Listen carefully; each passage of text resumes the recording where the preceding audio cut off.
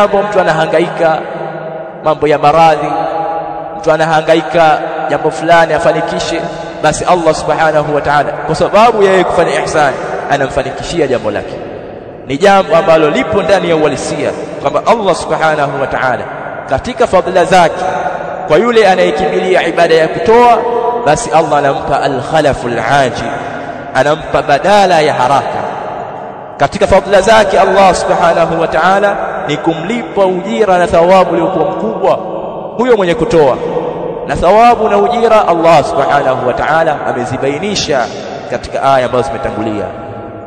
مثل الذين ينفقون أموالهم في سبيل الله كمثل حبة أنبتت 7 سنابل في كل سنبلة 100 حبة والله يضاعف لمن يشاء والله واسع عليم.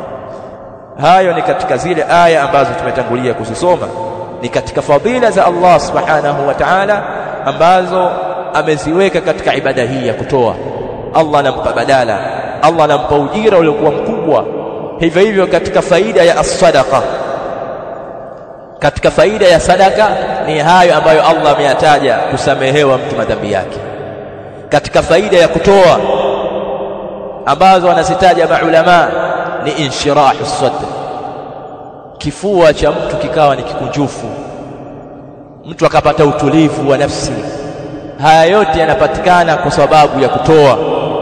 Mtu akaondokewa na huzuni, mtu akaondokewa na kero ya nafsi.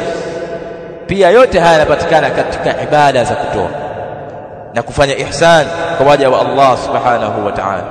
Wallahu ya'idukum maghfiratan minhu wa fadla wallahu wasi'u, na Allah subhanahu wa ta'ala ni mpana wa fadila, ni mpana wa ihsan.